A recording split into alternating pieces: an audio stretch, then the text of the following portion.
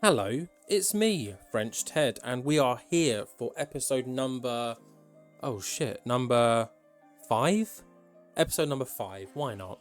If I'm wrong, it's already in the title, so don't worry. Here for episode number 5, and we have got the next 2 lots of NWA power as we look to make NWA great again. And it's going to be a long road, I can tell you that for a fact right now, but we're going to push along. We're going to try and create some semi-interesting stories and just up the prestige of everything to do with the NWA right now. So in this episode, we have got that tag team match that was teased last week. QT Marshall and Stephen Amell will be teaming up to take on our NWA World Champion, Matt Cardona, and a partner of his choice. The rest of the card, who knows? We're just going to have to wait and see what happens. But we are here in the pre-show, and Tessa Blanchard is doing her thing, which is losing, because Tessa Blanchard is not a very nice lady, according to the wrestling community. So I brought her in to basically lose, because she puts in semi-decent numbers, mid to high 50s, sometimes better. So we're using this as a way to elevate some of the original NWA talent who definitely need that rub, Kenzie Page being one of them. So in a decent pre-show match, it is Kenzie Page that gets the win over Tessa Blanchard in 13 minutes by submission. Kenzie with a 35, which isn't the best, and Tessa Blanchard with a 56.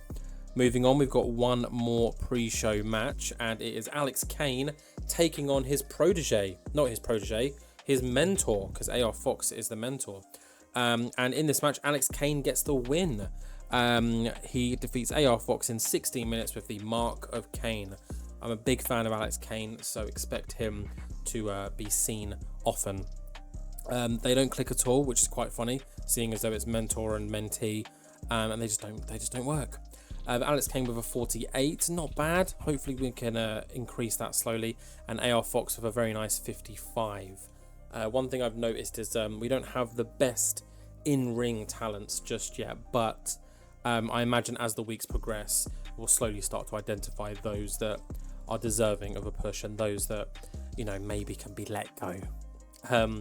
But that's everything in the pre-show. Let's head straight into the main show, where we open with Camille, our NWA Women's World Champion, mocking all of these old women that have just decided to appear in NWA, naming the likes of Melina, Jazz, Mickie James, and Lisa Veron, formerly known as Victoria, to which Lisa Veron comes out and challenges Camille and says, hey, if us old women are a joke to you, then why don't you put that title on the line right here, right now, and we'll see just how old and frail we are.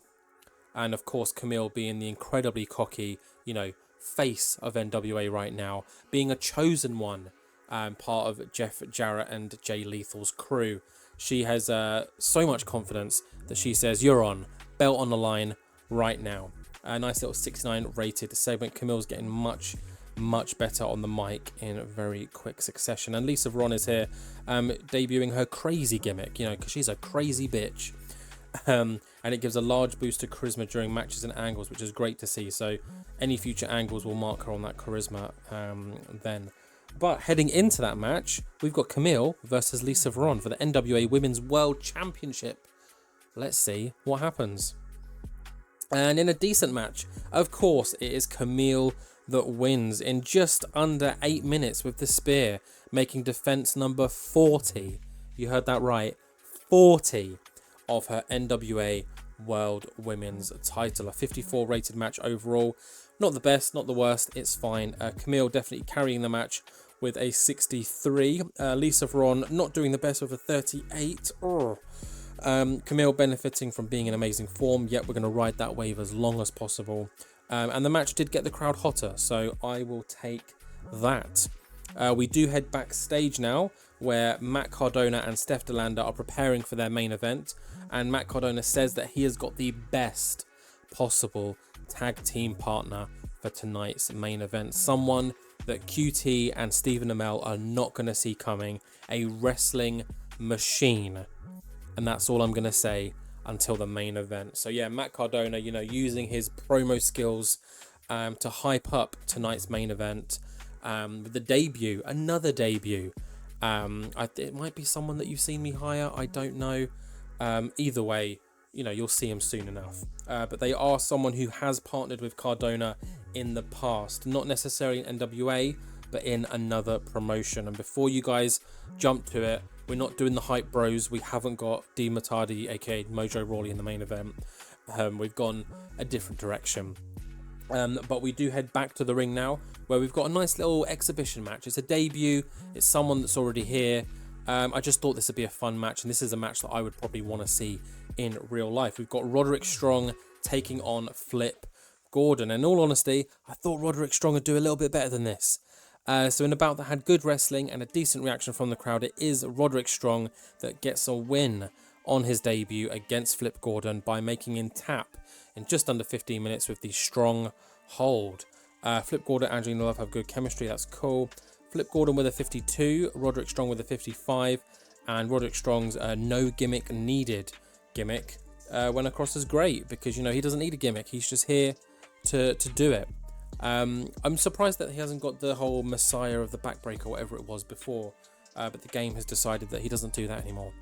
But yeah, got the crowd hotter as well, which is what we want to see. Nice 55, you know, kind of waiting for a little bit better. But post-match, Roderick Strong is celebrating, and out comes Trevor Murdoch, who comes out to kind of give Roderick Strong a little welcome, you know, high five, little hug, pat on the back, and celebrates with Roderick Strong. Is this a tag team in the future, perhaps?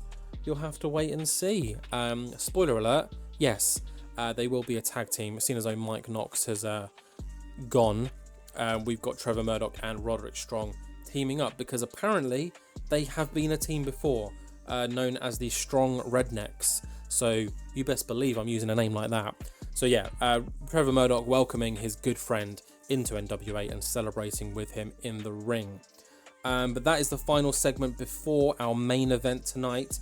QT Marshall and the in-ring debut of Stephen Amell taking on our NWA World's Champion Matt Cardona and his mystery partner, who is Josh Alexander, the walking weapon, the wrestling machine. He is here, and his gimmick got over as great. Awesome. Let's look at the rest of the match here. In a bout that had great wrestling and a decent reaction from the crowd, it is Josh Alexander and Matt Cardona that get the win when Matt Cardona pins Stephen Amell with the Zack attack. QT Marshall was apparently the weak link, although he wasn't far off Stephen Amell. Stephen Amell doing pretty good, you know, for someone who's not really a wrestler. He can hang it with the guys, can't he? Matt Cardona was really off his game, which sucks, because it would have definitely lifted this main event. But yeah, the NWA World's Champion and the new NWA signing, Josh Alexander, get the win in this main event, dispatching QT Marshall and Stephen Amell in the process. Just to cover his gimmick, the walking weapon gimmick got over as great. It's a legitimate gimmick, and he can penalised for anything comedy, gimmicky, cartoony, losing to any of those guys, and being in comedy matches, which is something we're not going to do. But that is how we finish the first show of this episode. Let's just jump in and see how we did. 63, I'll take that. I've kind of figured out after, you know, I play TEW loads, like hundreds and hundreds of hours of TEW. So in my experience with any show, and this is kind of a tip for anyone doing local to globals, or just you want to get a good rating, if you can make sure that your main event is solid, you ain't got to worry about the rest of the card. You could have average, like, say for example, you know, your WWE, you could have low 70s across the board, and then like a 91 main event, and your show rating will probably be 90 or 91. It's kind of bizarre. Is that if you end on a high, you'll get a high result. Simple as that. But yeah, 63 here, really good rating, you know, for kind of who we use and what we're doing here. Of course, QT Marshall still teasing, you know, his clause in his title, you could say, you know, vacating the title in order to get a world's title opportunity, which I'm sure he'll do at some point. But I think he's trying to get in Cardona's head before any of that happens. But we are going to have to start building some matches towards our next pay-per-view, which I think is in like 3 weeks time, something like that. It's a Revolution Rumble, which I'll go into more details closer to the time about how we're going to lay that show out.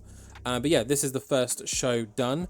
Let's finish this. I'm going to book the next one, and I'll see you guys back in the loft. Okay, and we are back for NWA Power, the 4th Power of this month. Forget that it says week 3. We book 2 shows at a time. We are in the pre-show giving the Von Erichs and Blunt Force Trauma a little run out. And in a pre-show match that had decent wrestling, but not much heat, it is the Von Erichs that get the win. They defeat Blunt Force Trauma in just under 14 minutes when Marshall Von Erich gets the win, defeating Damage with the Iron Claw. Damage was the weak link, which is this one. Yes, I know my Damage and Carnage. So Ross Von Erich got 43, Marshall with a 46. Marshall is this one. Yes, he's learnt his lesson. Carnage with a 46, decent, and Damage with a 30. I feel really bad because the idea of, Damage and Carnage is pretty cool, but the execution and the numbers that they get are so bad. And unfortunately, there's a trend with this NWA roster that all of the, I'm going to call them the NWA originals, as in the ones that were on the roster when I started this series, all of them are so bad, except Camille and like 3 other people.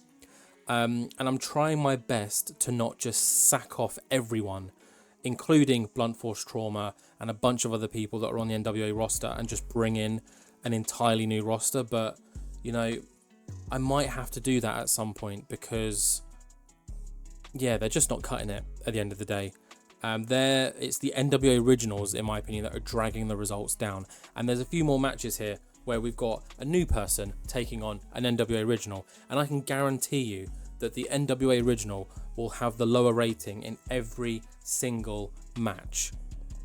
Anyways, rant over. Yeah, I'm thinking of sacking these guys off and maybe unmasking Carnage, and just have him as a normal wrestler, because at least he's getting some numbers.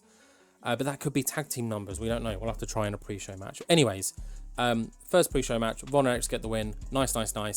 Let's move on.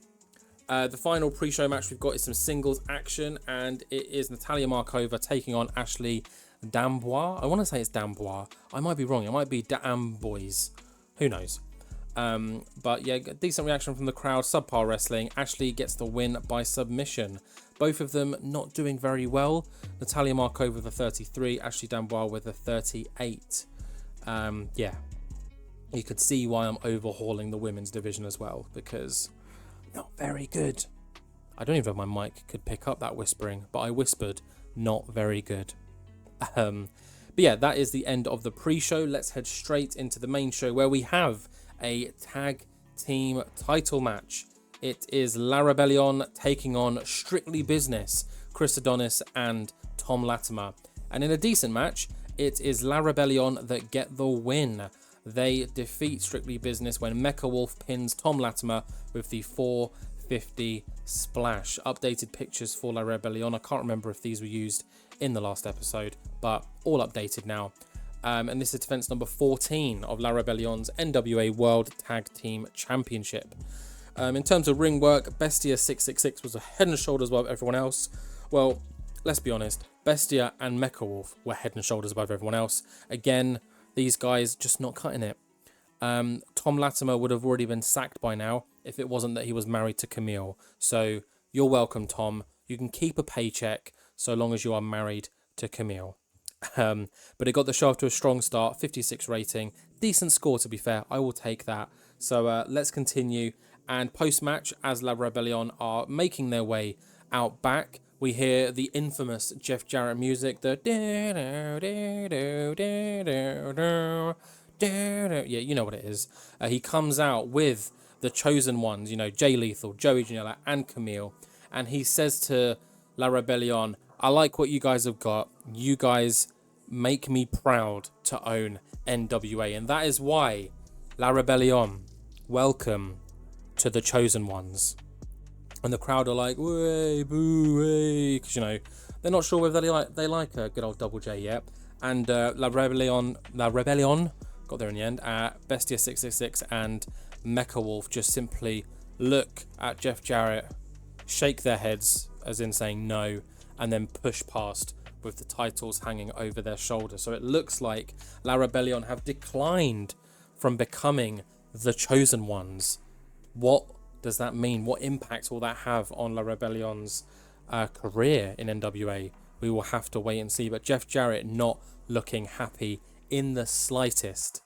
But yeah, they all head out back now as we get ready for our next match. But before this match, we've got Macey Estrella coming down to the ring and just taking shots at Pretty Empowered. She says, you guys are meant to be this group of female wrestlers that are, you know, that the young people can look up to, that they can be proud to support, that, you know, they can feel empowered by. But all I see is a bunch of young 20-somethings pretending to be female wrestlers. Not a single one of you have an inch, a percent of the skill that I have. And in fact, ladies, instead of being called Pretty Empowered, you should be called Pretty Embarrassing. So yeah, shots fired there by Macey Estrella, our NWA Women's TV champion, I want to say. And of course, Kenzie Page, I want to say. I think it's Kenzie. Takes the biggest offense and steps up to challenge Macey Estrella one-on-one right now. And of course, Macey accepts the challenge. So it's now we're going to have Macey Estrella taking on Kenzie Page. And in a decent match, it is Macey Estrella that gets the win. She makes Kenzie Page tap in 8 minutes with the armbar. So it looks like, you know, she couldn't do the job. She couldn't get revenge for what Macey was saying about Pretty Empowered, or should we say Pretty Embarrassed. Macey with a 56, lovely, lovely numbers. Kenzie with a 40, which is pretty good. I think Kenzie's probably the strongest of the 4 Pretty Empowered women, but it's important to note, I think Kenzie's 21, I think Kylie's 20 or 21, I think Ella Envy's 20 or 21, and Roxy's like 24, 25. So they're all super young, and although their numbers aren't great now, they've got potential, you know, to grow and get better. So, you know, I think they're all safe for now. But this match again got the crowd hotter. Happy to see 49, kind of not what we want. We want 50 plus ideally, but we'll take 49 for now. Following on from this though, Alex Kane was in the pre-show earlier in the night. He's rested up. He's now on the main show as he takes on the Thrillbilly Silas Mason. And in a bout that had decent wrestling again, but not much heat, it is Alex Kane who gets the win. He defeats Thrillbilly Silas Mason in 10 minutes 23 with the mark of Kane. Alex Kane with a 56, really good numbers when he's actually facing someone that he has not bad chemistry with. Thrillbilly was off his game and got a lower score of 35, which kind of sucks. I was hoping this match would do a little bit better, but 52 is fine. But Thrillbilly and Pollo Damar have great chemistry, so that's good to see. We'll always give a little boost to those matches, and it got the crowd buzzing, this one. Post-match though, Thrillbilly is slowly getting to his feet. Alex Kane and Mr. Tom are stood over him when from out from the crowd comes a hooded man who attacks Silas Mason, and revealing underneath the hood is the debuting Moose. Moose is here and he is attacking the life, or he is beating the shit out of the Thrillbilly Silas Mason, and it looks like Moose is aligned with Alex Kane and Mr. Tom, forming their own NWA version of the Bomaye Fight Club. And yeah, this is a threesome that you do not want to mess with. You've got the wrestling machine, Alex Kane. You've got the wrestling god, apparently Moose, and you've got Mr. Tom, who's just a big fucker. But yeah, just recapping that gimmick here. Large penalty to charisma during matches, which doesn't seem to make sense, but hey ho, he gets that. Also, 508 people. Not great, but you know, we'll work with it for now. And yeah, got the crowd hot to this angle. Thrillbilly definitely been the target tonight of the newly formed Bombay Fight Club, and yeah, Moose is one hell of an addition to that team. Following on from this, though, we've got our main event, and there's no story for this main event. I kind of just wanted to see how both of these men fared. They're two new signings. It's Big Bill taking on Leon Ruffin. And in a decent match, Big Bill gets the win. He defeats Leon Ruffin in 9 minutes with the East River Crossing. 48 rated main event. Not the best. I'm hoping we don't lose pop after this show. But Big Bill gets a rating of 46. Leon with a 43. Big Bill's got his big loudmouth gimmick, which is a badass gimmick and got a rating of adequate. And Leon Ruffin has his cool dude gimmick and got a rating of very good. So a large penalty to psychology during matches, which is not good because psychology is very important. But the announcing quality lifted the match, which kind of goes to show how bad the match probably was. I always find that when announcing quality lifts a match, it means that the announcers did a better job than the wrestlers in the ring. But yeah, either way, it lifts the match, so it gives a little bit of a boost.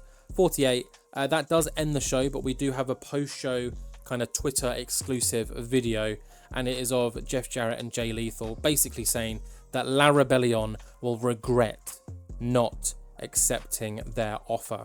So we're going to have to wait and see what the ramifications are for that. But good old Triple J are not happy with the NWA World Tag Team Champions. And seeing that rating, kind of wish I put it on the main show instead. Oh well. But that is how we end this one. Let's see how we did. 51. Hey, I think that's the minimum we could have got in order for us to increase popularity everywhere. But we're going to have to start getting better ratings soon, because 59, I think, is the goal to medium. And the only way you can get to 59 is if your shows are consistently over 59. So, yeah, it's going to be a long one. This is going to be a long series to make NWA great again. Remember, there is the final goal of just making NWA the #1 company in the world. The second we hit that, we can effectively stop the series.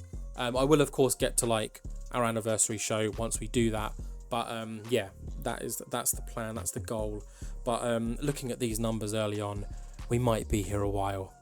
But yeah, that is the end of this one. I am going to quickly jump back to the office. I'll get to the end of the month, like I always do, and we'll just see if we've gone up in popularity, and maybe sack a few people. I don't know. Maybe hire a few people. Who knows? But yeah, I will see you guys at the end of October. Okay, so I kind of got ahead of myself, and we ended up getting to Tuesday, where we're about to book the next show. Obviously, nothing has been booked yet. Is there any backstage instance? No. And annoyingly, we lost money again. So that one was because we paid for some production improvements and stuff, which is fair enough. But this month, we didn't really pay anything out. Obviously, we're using new workers, and we did 4 shows, as opposed to this month where I think we did 2 shows and a pay-per-view. And looking at the ticket sales, yeah, 12,000 in a whole month as opposed to 35,000 when we do an event, makes me think that we should do 1 event each month. Of course, in this month we do have the oh, we can't look at it. Wait, pre-booking we can look at. We have Revolution Rumble, which is the end of this month, Saturday, week 4, November. So that should help, and hopefully we'll make money. But the only other thing I can think of is we just do a consortium alliance, because then that way at least we're making money. We'll just bring in people that we can see who have been making profit on profit.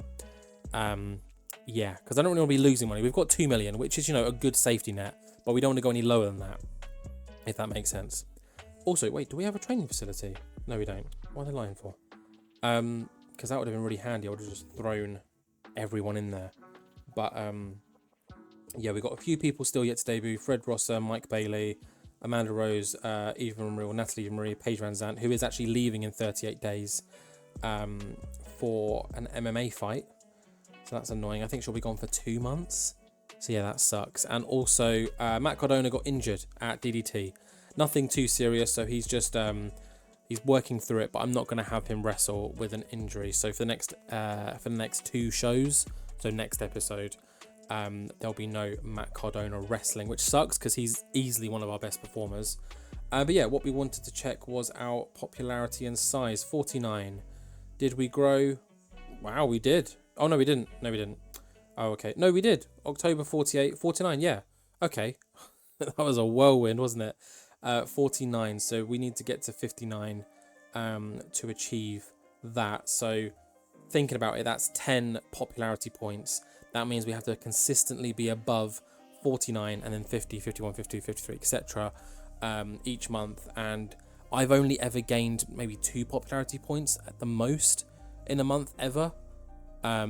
So that means that it's going to take us 10, 11 months to get to medium, which is not fun at all.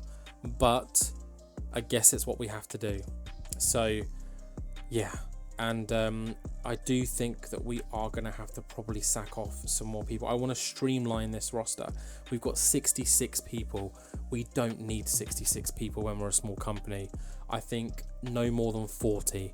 So next episode, we're going to kick off with another culling. Well, actually, no, we're not, because we have to book NWA Power. I don't really want to sack anyone. I don't think you can sack anyone when you're in the evening of booking a show. So next episode, we'll do the first 2 shows. We'll get them out the way.